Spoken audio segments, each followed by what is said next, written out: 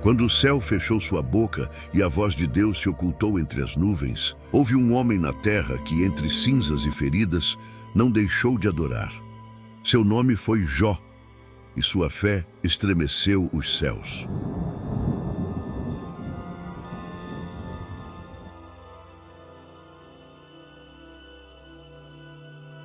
A luz dourada do amanhecer envolve as colinas de Uz. O vento acaricia os campos repletos de vida e o canto dos pastores se mistura ao balido de milhares de ovelhas.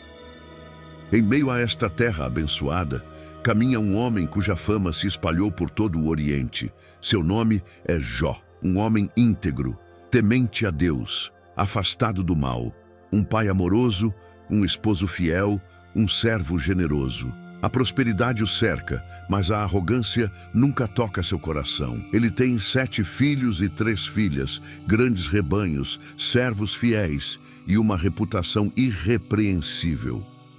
Mas o que realmente distingue Jó é sua devoção. Cada vez que seus filhos celebram um banquete, dia após dia, casa após casa, Jó se levanta cedo, pega um cordeiro sem defeito, o sacrifica no altar e ora com o coração quebrantado. Talvez meus filhos tenham pecado em seu coração. Talvez tenham amaldiçoado a Deus sem saber. Jó não ora por medo de perder, ora por temor de desagradar ao Altíssimo. A cena é perfeita. Tudo respira paz, harmonia, bênção. Mas enquanto a terra celebra, os céus observam. No alto, onde se reúnem os filhos de Deus, aparece uma sombra. Seu andar é altivo, seus olhos inquisidores. É Satanás, o acusador. E Deus lhe pergunta: de onde vens? De rodear a terra e andar por ela, responde com frieza. Então o Criador pronuncia um nome que estremece o reino das trevas. Observaste o meu servo Jó? Não há outro como ele na terra. Silêncio. E de repente a pergunta que mudará a história. Por acaso Jó te honra sem esperar nada em troca? Satanás desafia: toca-o, tira tudo o que ele tem e verás se não te amaldiçoa na tua face. E Deus permite a prova, não porque duvida de Jó, mas porque confia. O decreto foi selado no céu, mas na terra tudo segue igual. Jó se levanta como sempre, ora como sempre, ama como sempre. Mas aquele dia, sem saber, será seu dia mais escuro. Não há relâmpagos, não há advertências, apenas um céu silencioso. A batalha invisível começou. E agora, o coração do espectador também é confrontado. Será que um homem pode continuar fiel quando perdeu tudo? Havia um homem na terra de Uz, cujo nome ressoava com respeito e assombro: Jó. Sua reputação não vinha do ouro nem de conquistas, mas de algo muito mais raro e valioso: integridade. Jó era perfeito e irrepreensível.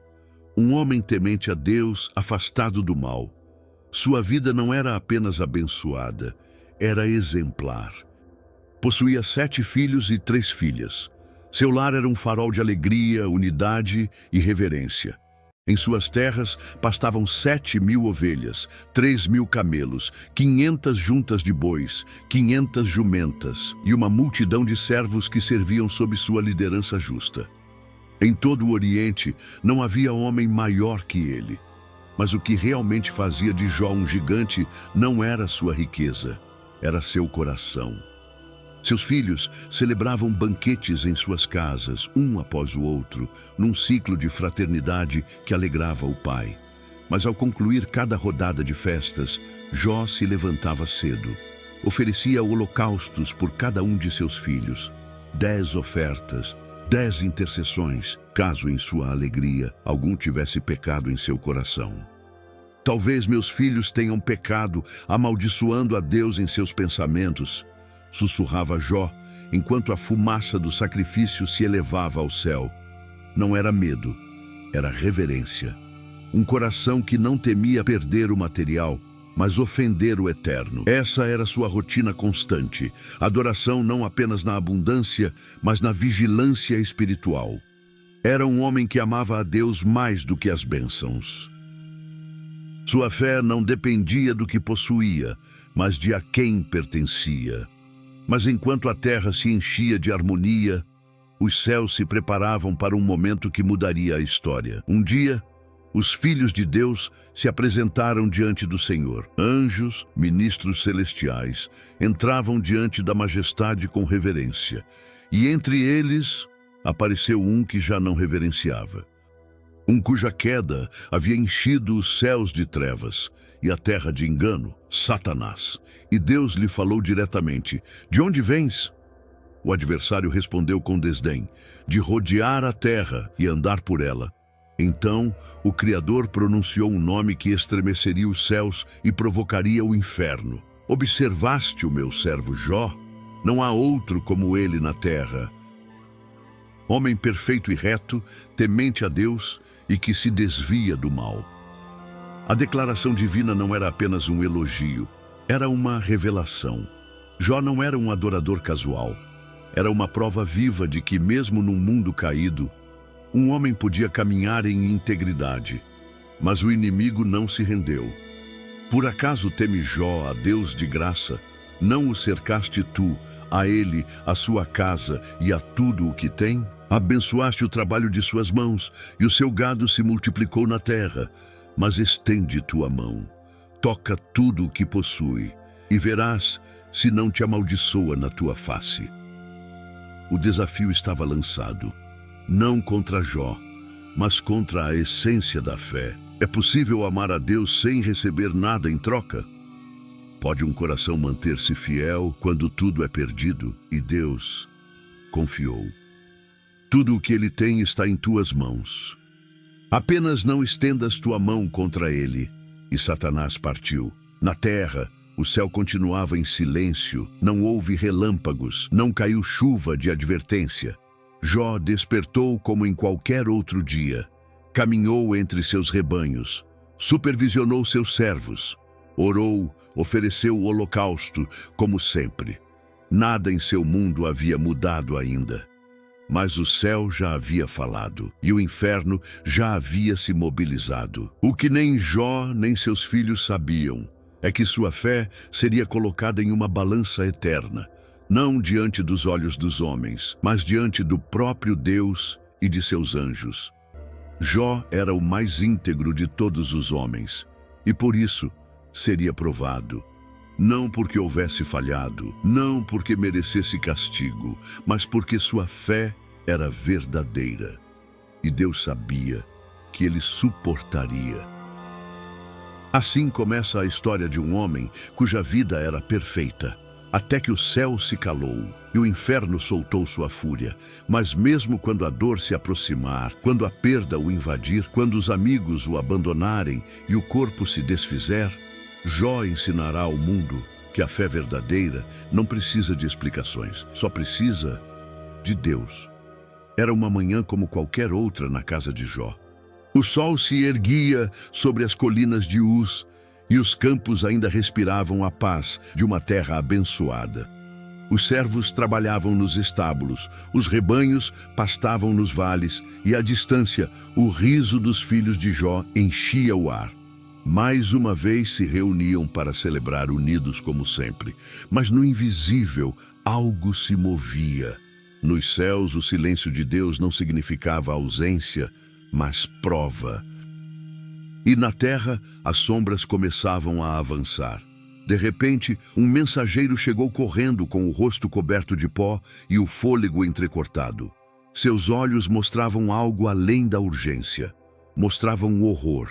"Senhor Jó, os sabeus caíram sobre os bois e as jumentas. Mataram teus servos ao fio da espada. Só eu escapei para trazer-te a notícia." Antes que Jó pudesse responder, outro mensageiro chegou, ainda mais agitado. "Fogo de Deus caiu do céu, consumiu as ovelhas, e os pastores com elas. Só eu escapei."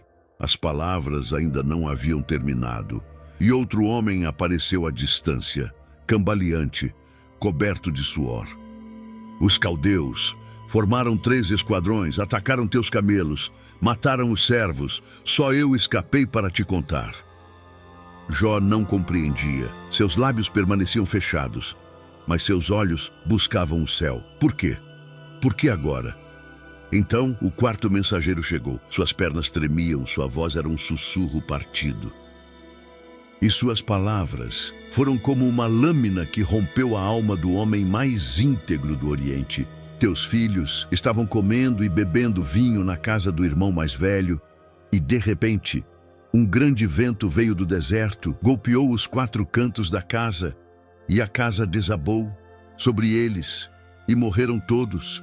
Só eu escapei. O tempo parou. O mundo de Jó desmoronou. Não restavam servos, não restavam animais, não restava riqueza. E o mais doloroso de tudo, não restavam filhos. 10 vidas sepultadas num instante, 10 nomes arrancados do coração de um pai. O pó preenchia o ar. O eco do choro dos servos se confundia com o silêncio atônito dos campos vazios. Jó rasgou seu manto, caiu de joelhos no chão, raspou a cabeça como símbolo de luto. Mas o que ele fez depois estremeceria os céus. Jó adorou. Sim, adorou. Desde o pó, desde a ferida, desde o abismo da dor. Com voz quebrada e a alma em pedaços, Jó pronunciou palavras que ficarão escritas pela eternidade. Nu saí do ventre de minha mãe, e nu voltarei para lá. O Senhor deu, e o Senhor tirou. Bendito seja o nome do Senhor. Nenhuma blasfêmia saiu de sua boca, nenhuma queixa contra Deus. Apenas adoração. A terra silenciou, o céu também. Mas o inferno tremeu, porque aquele que havia sido acusado adorou. Aquele que havia perdido tudo não blasfemou. Aquele que estava em luto ainda amava. As horas passaram, a noite caiu, as lâmpadas da casa estavam apagadas, o pó ainda flutuava no ar, e no coração de Jó restava apenas uma certeza: Deus não havia falado, mas ele ainda cria. A maior parte do mundo nunca saberia o que aconteceu naquele dia. Ninguém entenderia como um só dia podia destruir uma vida e revelar uma fé. Aquele dia não foi acaso, foi decreto. Aquele dia não foi castigo, foi prova. E Jó, embora ferido, havia vencido. A terra ainda guardava luto. As cinzas do sacrifício se misturavam às do lamento. As vozes que antes cantavam na casa de Jó, agora eram sussurros apagados de servos que não sabiam como consolar o homem que havia perdido tudo. Mas mesmo assim, Jó não pecou. Satanás não estava satisfeito. Sua acusação continuava de pé. Mais uma vez, os filhos de Deus se apresentaram diante do Senhor. E mais uma vez, veio também ele, o adversário. E o Altíssimo, com a mesma firmeza, voltou a perguntar: de onde vens? Satanás respondeu como antes: de rodear a terra e andar por ela. Então Deus voltou a falar do homem cuja fé havia estremecido os céus. Observaste o meu servo Jó? Ainda conserva sua integridade, apesar de me haveres incitado contra ele para o arruinar sem causa.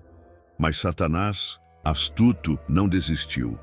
Pele por pele, tudo quanto o homem tem dará pela sua vida.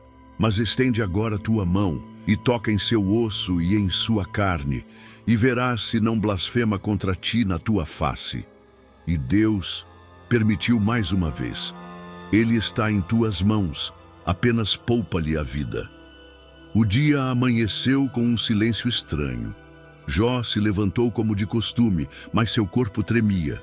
No início era uma coceira leve, depois ardor. Manchas começaram a surgir em sua pele, depois feridas, depois úlceras abertas, cheias de pus, cobrindo cada centímetro de sua carne. Não havia médico, não havia alívio, nem bálsamo, nem unguento. A dor era contínua e brutal. As moscas pousavam sobre as feridas, o sol queimava sua pele ferida, as noites eram frias e intermináveis. Jó se sentou sobre um monte de cinzas, já não em sua casa, mas nos arredores da cidade, como os impuros. Pegou um caco de telha e com ele começou a raspar sua carne, pois a dor era insuportável.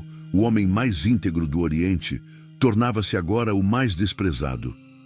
Então veio a voz que ele menos esperava. Não era a de um inimigo, era a de sua esposa. A mulher que havia compartilhado com ele os dias de prosperidade, agora já não suportava a ruína. Sua voz já não tinha ternura, apenas ira. Seu rosto não mostrava compaixão, mas repulsa, e suas palavras foram um golpe direto no coração. Ainda conservas tua integridade, amaldiçoa a Deus e morre. Uma sentença brutal, um convite à desistência, uma tentação vestida de desespero. Mas Jó não cedeu. Com voz fraca, porém firme, respondeu: como fala qualquer mulher insensata, assim falas tu. Receberemos de Deus apenas o bem e não também o mal? Não era uma declaração teológica, era uma confissão de fidelidade. Jó não entendia o que estava acontecendo, não sabia que estava sendo observado, não tinha explicação, mas tinha uma convicção. Deus continuava sendo digno de confiança. E em tudo isso, Jó não pecou com seus lábios. O pó o cobria, seu corpo era uma ferida aberta, sua respiração um lamento, mas sua alma permanecia firme.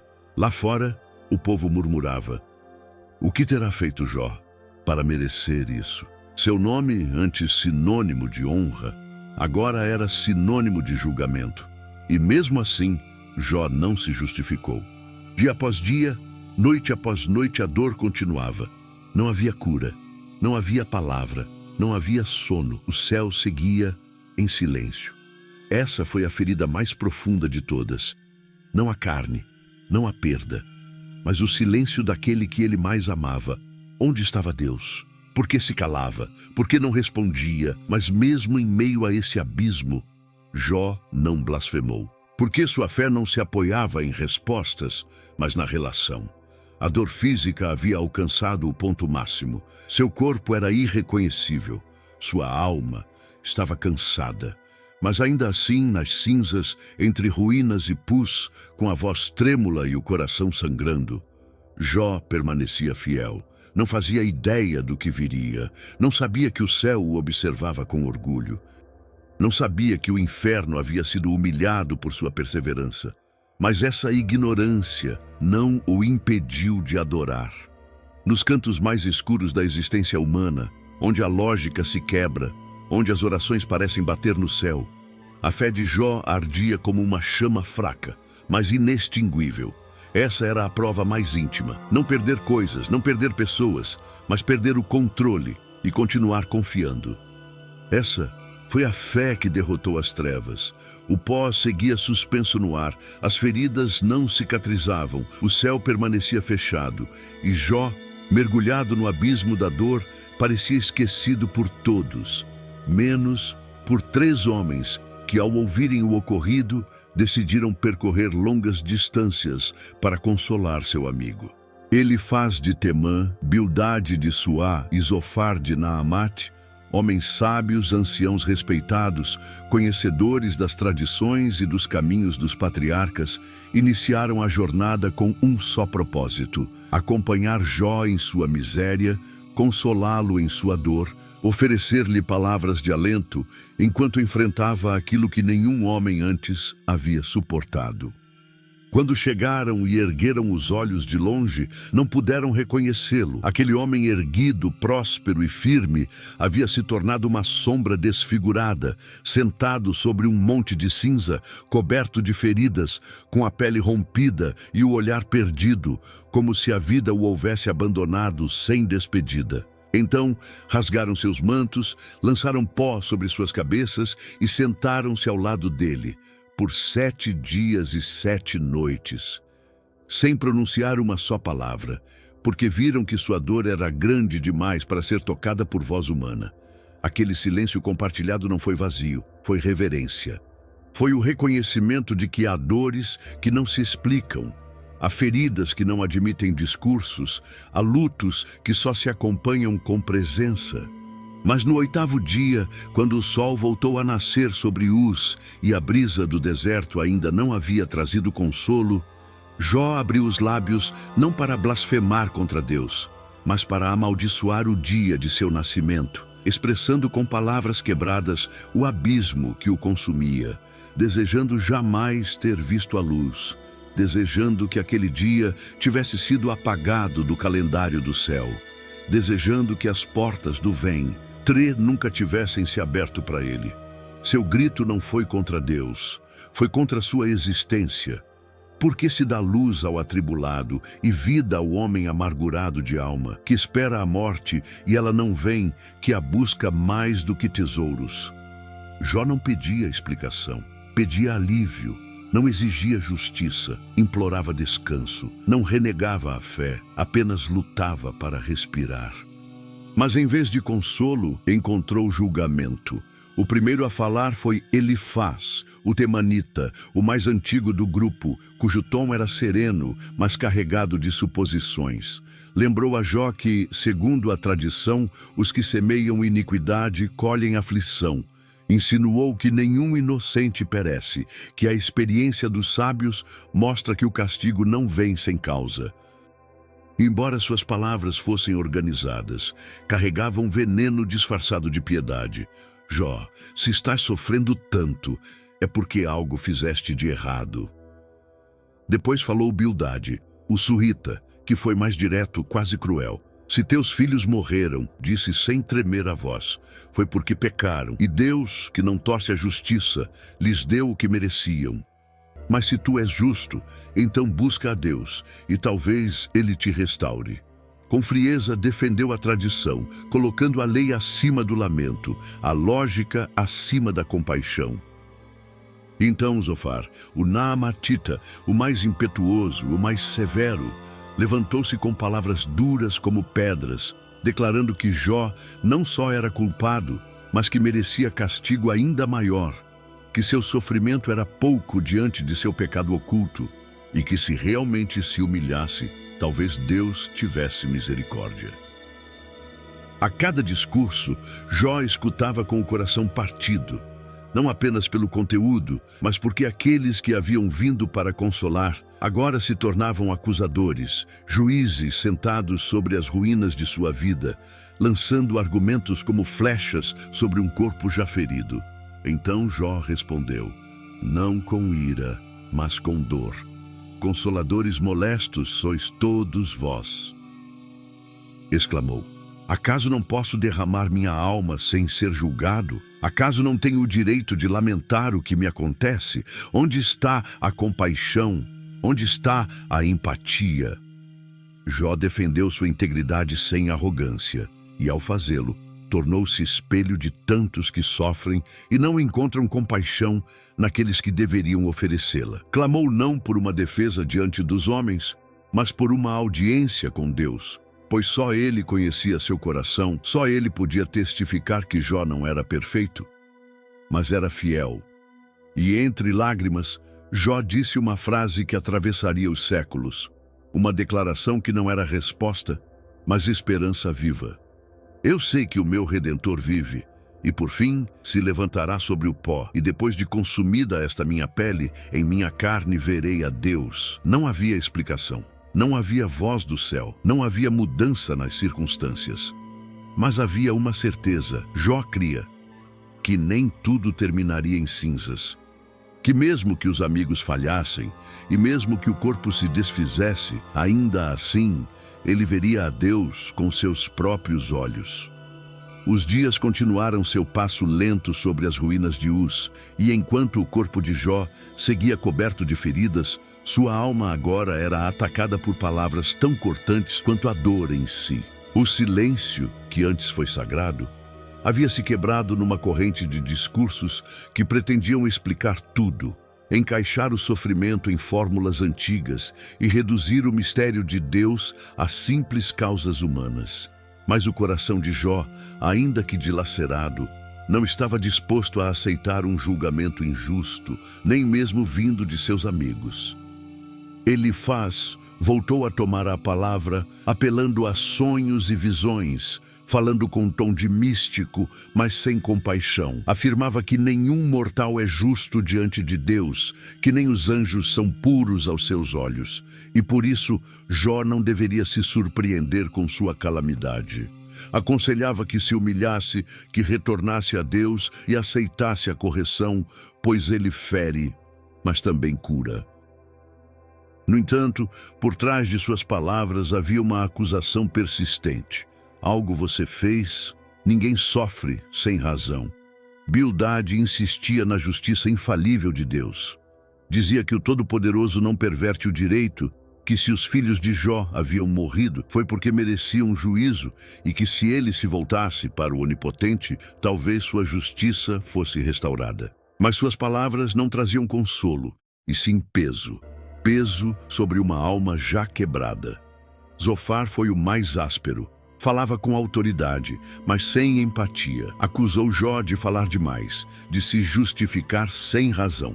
Declarou que Jó escondia maldade, que seu castigo era pouco diante de sua culpa, e que só se lavasse suas mãos, Deus teria misericórdia. E Jó escutava, repetidas vezes, dia após dia.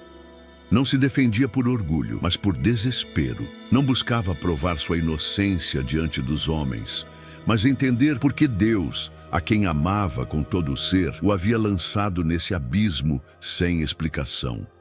Então, Jó falou, não com raiva, mas com o grito profundo de uma alma honesta diante do Criador. Certamente vós sois o povo, e convosco morrerá a sabedoria, disse com ironia, não por zombaria, mas para expor a arrogância dos que falavam como se conhecessem todos os caminhos de Deus.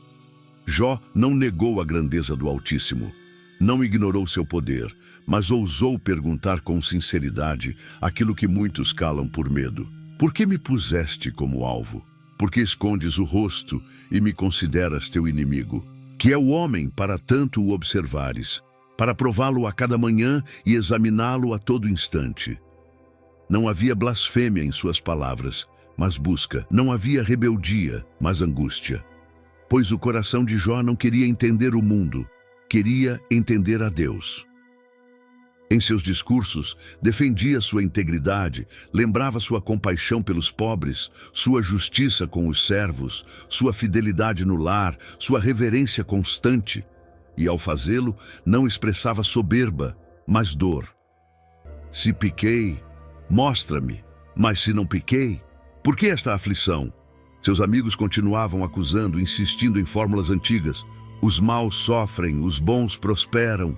Mas Jó os desafiava com a realidade. Os ímpios muitas vezes prosperam, suas casas estão seguras, seus filhos crescem em paz. E eu, que orava todas as manhãs, que intercedia por meus filhos, que não tomei a viúva como presa, que não neguei pão ao faminto, sou destruído sem causa. E então surgiu um raio de esperança em meio ao caos. Em um de seus discursos mais profundos, Jó ergueu a voz e declarou com uma fé que desafiava o silêncio, a lógica, a dor e até mesmo a morte. Eu sei que o meu Redentor vive e por fim se levantará sobre o pó. E depois de consumida esta minha pele, em minha carne verei a Deus, a quem verei por mim mesmo, e os meus olhos o contemplarão, e não outro. Esse clamor não foi uma resposta. Foi uma declaração, uma âncora lançada ao futuro. Jó não sabia como, não sabia quando, mas sabia em quem confiava. Seu Redentor vivia, apesar da carne que se desfazia, apesar do corpo coberto de pus, apesar do abandono, do silêncio, da incompreensão, apesar das palavras que não curavam, apesar de tudo. E enquanto os homens falavam a partir de sua teologia limitada, Jó, mesmo em sua confusão, se aproximava de uma verdade que apenas o quebrantamento revela. Que a fé verdadeira não se trata de explicações, mas de relacionamento, e que há momentos em que não se precisa ter razão, mas permanecer. Jó não venceu o debate. Seus amigos não mudaram de opinião, mas o céu ouvia.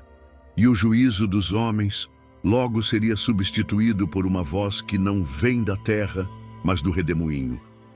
Durante dias intermináveis, Jó havia sido alvo de discursos humanos carregados de fórmulas teológicas, argumentos rígidos e explicações sem alma, oferecidas por aqueles que, embora pretendessem consolar, apenas feriam com palavras frias e juízos mal dirigidos, enquanto o verdadeiro consolo permanecia em um silêncio misterioso. Não por indiferença, mas por um propósito mais profundo, ainda não revelado. E nesse clima de tensão acumulada, quando os argumentos já não conseguiam preencher o vazio, nem os raciocínios curar as feridas, surgiu inesperadamente a voz de um jovem, Eliú, que até então havia permanecido em silêncio, não por medo ou passividade, mas por respeito à antiguidade dos presentes, aguardando pacientemente o momento de falar. Não a partir da tradição, mas da convicção ardente que Cucu eimava em seu interior. Eliú, com um olhar inflamado e palavras que brotavam como um rio contido, dirigiu-se tanto a Jó quanto aos seus amigos com uma mistura de paixão e temor reverente, deixando claro que suas intenções não eram condenar como haviam feito os outros, mas exaltar a justiça de Deus e afirmar que mesmo no sofrimento mais profundo, o Criador pode falar, seja por meio de sonhos, visões ou da própria dor, não como castigo, mas como meio de resgatar a alma do abismo e redirecionar o coração para a eternidade, pois Deus, segundo ele dizia, não guarda silêncio sem propósito, nem fere sem intenção redentora. E foi justamente enquanto Eliú falava sobre a grandeza do Altíssimo, sobre o trovão de sua voz e o mistério de seus caminhos, que algo começou a mudar no ar. Algo que ia além da retórica, além do conhecimento humano. Algo que não podia ser contido em palavras, pois a atmosfera em si parecia curvar-se diante da presença do sagrado. As nuvens começaram a se reunir no horizonte como um exército celestial, preparando-se para descer. Os ventos se intensificaram com uma força crescente que rugia entre as colinas. Os relâmpagos rasgavam o céu como espadas flamejantes, e as árvores, antes imóveis, começaram a inclinar-se sob o peso de uma glória que se aproximava. E então, entre o estrondo dos elementos, no redemoinho que se formou, como um trono girando em fogo e vento, ouviu-se a voz. Não foi uma voz comum, não foi um eco do coração, foi a voz do próprio Deus. Uma voz que não veio para explicar, mas para revelar. Uma voz que não desceu para justificar o que havia acontecido, mas para expor a pequenez da compreensão humana diante da imensidão daquele que sustenta os fundamentos do universo. Quem é este que obscurece o conselho com palavras sem conhecimento? Bradou o Eterno. E com essa única frase, toda a conversa anterior foi reduzida ao pó. Todos os discursos humanos silenciaram. E Jó, o homem quebrado mas íntegro, cobriu o rosto, porque entendeu que havia falado demais, sem saber. Deus não começou falando sobre justiça, não mencionou o sofrimento de Jó, não respondeu nenhuma de suas perguntas. Em vez disso, levou-o a uma jornada de contemplação pelas maravilhas da criação, pelos mistérios do universo, pelos caminhos das constelações, as fronteiras do mar, a chuva que cai sem intervenção humana, o nascimento das crias no alto das montanhas, o rugido dos leões e o vôo majestoso do falcão, como quem dissesse: olha o que eu fiz, e diga se podes entender sequer uma pequena parte do que sustento com minha palavra. Onde estavas tu quando eu lançava os fundamentos da terra? Dize-me se tens entendimento. Quem lhe fixou as medidas, se o sabes? Ou quem estendeu sobre ela o cordel? Cada pergunta não exigia resposta, exigia rendição, porque diante da grandeza do Deus Criador, as queixas do coração humano se tornam suspiros humildes, não porque a dor não importe, mas porque na presença daquele que tudo vê e tudo sabe, até o sofrimento mais profundo encontra seu lugar dentro de um plano maior. Um plano que, embora incompreensível no momento, é conduzido por mãos eternas que jamais perdem o controle. Jó, que havia desejado falar face a face com Deus, que havia pedido uma audiência como um acusado diante do juiz, agora se encontrava diante da presença e entendia que o juiz também era Pai, que o Criador também era Redentor e que seu silêncio não havia sido ausência. Mas espera, e com a alma quebrada, mas agora cheia de luz, Jó respondeu, não com acusações nem petições, mas com adoração. Eu falava do que não entendia, coisas maravilhosas demais para mim que eu não conhecia.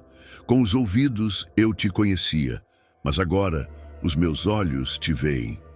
Não precisava de mais explicações. Ver a Deus era suficiente. Porque mais que respostas, Jó havia recebido revelação. E nessa revelação, sua dor não desapareceu, mas foi transformada. Já não era um homem quebrado em busca de justiça. Era um servo rendido que, mesmo nas cinzas, havia visto a glória do invisível. Depois da tempestade, quando a voz se calou e o redemoinho se dissipou, sobre a terra devastada de Uz, reinou um silêncio diferente.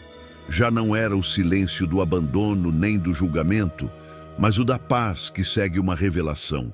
O silêncio profundo e sagrado que permanece no coração de quem viu a Deus face a face e compreendeu que, mesmo entre perguntas sem resposta, há uma certeza que transforma tudo.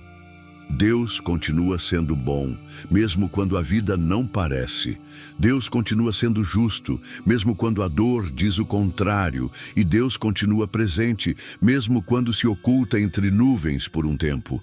Jó não havia recebido explicações, nem sobre a perda dos filhos, nem sobre a destruição dos bens, nem sobre a doença que consumia sua carne. Mas havia recebido algo infinitamente mais precioso: a visão gloriosa do Eterno. Essa experiência íntima e tremenda que rompe a lógica e esmaga o orgulho, mas que também reconstrói a alma e planta uma fé que já não depende das circunstâncias, mas da relação. Uma fé que não pede sinais, porque foi selada pela própria presença de Deus. E foi então, quando Jó se humilhou diante do Altíssimo e confessou sua ignorância com lábios trêmulos, mas sinceros, que o mesmo Deus, agora não desde o redemoinho, mas desde seu trono de justiça, dirigiu-se aos amigos de Jó, aqueles que, ao tentar explicar o sofrimento, haviam representado mal o caráter divino, haviam falado de Deus sem conhecimento e haviam colocado ainda mais peso sobre o zombe. Voz de um homem já quebrado pela prova. Deus repreendeu Elifaz, Bildade e Zofar, com palavras que cortavam como espada. Minha ira se acendeu contra vós, porque não falastes de mim o que era reto, como o meu servo Jó. E com essa declaração, o céu restaurou a honra de Jó diante dos homens. Deixou claro que integridade não está em ter todas as respostas, mas em manter-se fiel mesmo sem ter nenhuma, e que o coração contrito, que se rende mas não se rebela, é mais precioso do que toda teologia humana. O juízo de Deus não foi liberado como castigo imediato, mas veio acompanhado de misericórdia, uma misericórdia que exigia uma ação concreta. Os 3 amigos deveriam trazer 7 novilhos e 7 carneiros e apresentá-los diante de Jó, para que ele intercedesse por eles. Sim, aquele homem coberto de cicatrizes, aquele que havia sido acusado, questionado e julgado, agora seria o sacerdote que se colocaria entre eles e o juízo divino, intercedendo por quem não o compreendeu, orando por quem o feriu com palavras, perdoando quem não soube estar com ele quando ele mais precisou. E Jó orou, não por ressentimento, não por superioridade, mas por compaixão nascida do quebrantamento, por uma graça que só experimenta quem foi sustentado pela mão de Deus na escuridão. E quando Jó orou por seus amigos, o céu se moveu. não por mágica, não por mérito, mas porque a verdadeira restauração começa quando o coração ferido escolhe o perdão antes da vingança, quando o que foi quebrado se oferece como ponte de redenção para os que o quebraram. Então diz o relato sagrado que o Senhor restaurou a sorte de Jó, e não apenas o restaurou, mas lhe deu o dobro do que antes possuía. Onde antes havia perda, agora havia multiplicação. Onde havia luto, agora brotava a vida. Os rebanhos voltaram, mas em maior número. Os campos floresceram de novo, mas com mais abundância. Os servos voltaram a encher a casa, mas com mais honra. E com os anos, Deus lhe concedeu novamente filhos, 7 homens e 3 mulheres. Mas desta vez, suas filhas receberam um lugar raro naqueles tempos. Herança entre os irmãos, um gesto de justiça, honra e amor, que mostrava o quanto o coração de Jó havia mudado, não por causa da dor, mas por causa da glória que viu em meio à dor. E os nomes de suas filhas foram uma poesia viva. Jemima, que significa pomba, Késia, que evoca a doçura do perfume, e Queren-Hapuque, que significa frasco de tinta, símbolo de beleza e graça. Não eram apenas nomes, eram testemunhos de que a amargura não venceu, de que a esperança ainda podia florescer depois da perda. Jó viveu depois de tudo aquilo 140 anos, e viu seus filhos e os filhos de seus filhos até a 4ª geração, como se o próprio Deus lhe dissesse: nem tudo terminou no pó. Ainda há vida, ainda há promessa. E quando finalmente seu tempo se cumpriu, morreu velho e farto de dias. Mas mais do que farto de dias, farto de glória.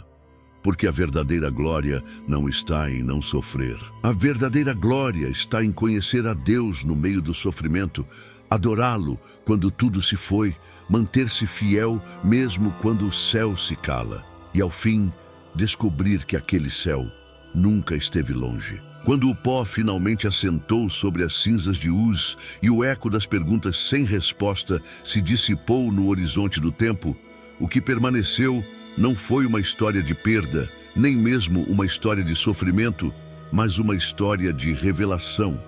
A história de um homem que, tendo perdido tudo, escolheu continuar confiando, não porque entendia, não porque tinha garantias de restituição, mas porque sua alma havia sido moldada por uma verdade mais alta do que as circunstâncias, que o Deus a quem adorava não merecia fidelidade pelo que dava, mas por quem era.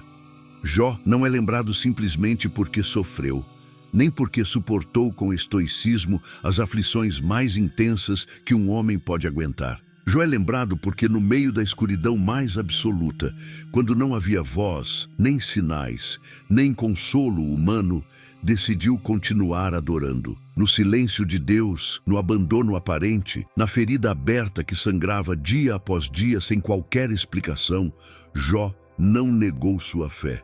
Ele a transformou. Passou de uma fé baseada no que sabia a uma fé baseada em quem conhecia. Passou da tradição à intimidade, do ouvir falar ao ver. E essa visão, esse encontro com o Eterno, foi suficiente para restaurar sua alma, mesmo antes de seu corpo ser curado, mesmo antes de seus bens serem restituídos, mesmo antes de seus filhos serem novamente dados por Deus. Porque o maior milagre de sua história não foi a porção dobrada, foi a transformação de seu espírito, foi o quebrantamento que se tornou adoração, foi a ferida que se tornou altar, foi a cinza que se tornou glória. O segredo de Jó não está em sua resistência, está em sua rendição. Não foi sua força que o sustentou, foi sua humildade. Não foi seu conhecimento que o salvou, foi sua reverência. E foi essa reverência que Deus exaltou. Não porque Jó era perfeito, mas porque era verdadeiro. Porque ousou perguntar sem blasfemar, porque ousou chorar sem amaldiçoar, porque ousou esperar sem nenhuma promessa visível. Porque mesmo quando tudo parecia perdido, Jó não deixou de crer que por trás do silêncio havia um Deus que via, que contava cada lágrima, que ouvia cada suspiro e que no seu tempo se revelaria. A história de Jó não nos dá respostas fáceis ao mistério da dor humana. Não oferece fórmulas nem soluções rápidas. Não promete que todos os que sofrem serão restaurados da mesma maneira. Mas oferece uma verdade eterna, que a dor não é o fim, que o silêncio de Deus não significa ausência, que a prova não anula o propósito e que o céu, ainda que pareça calado, está sempre agindo, mesmo na noite mais escura da alma. E é por isso que Jó, o homem íntegro do Oriente, torna-se um espelho para todos aqueles que hoje atravessam tormentas sem explicação, perdas sem sentido, enfermidades que desafiam a lógica, traições que quebram o coração, silêncios que doem mais que 1000 palavras. A todos eles, Jó sussurra das páginas eternas do relato divino. Você não está sozinho. Eu também passei por isso. Eu também gritei ao céu. Eu também rasguei minhas vestes. Mas no fim, eu o vi. No fim, ele me falou. No fim, valeu a pena. E esse é o clímax desta história. Não que Jó foi restaurado, mas que foi transformado. Porque depois de ver tudo queimar, depois de sentir cada golpe, depois de ser acusado, incompreendido e abandonado, Jó não apenas foi testemunha da fidelidade de Deus, ele se tornou testemunho vivo dela. Ao longo dos séculos, sua história tem sido lida, cantada, pregada, chorada, tem sido luz para os que caminham em sombras, tem sido refúgio para os que não encontram respostas. Tem sido farol para os que enfrentam tempestades. E hoje continua sendo um convite a confiar, não no que sentimos, não no que vemos, não no que entendemos, mas naquele que está acima de todo entendimento. Um convite a manter a fé, mesmo quando o céu está em silêncio. Um convite a declarar como ele declarou, mesmo com a carne cheia de feridas, mesmo sentado sobre cinzas. O Senhor deu, o Senhor tirou. Bendito seja o nome do Senhor.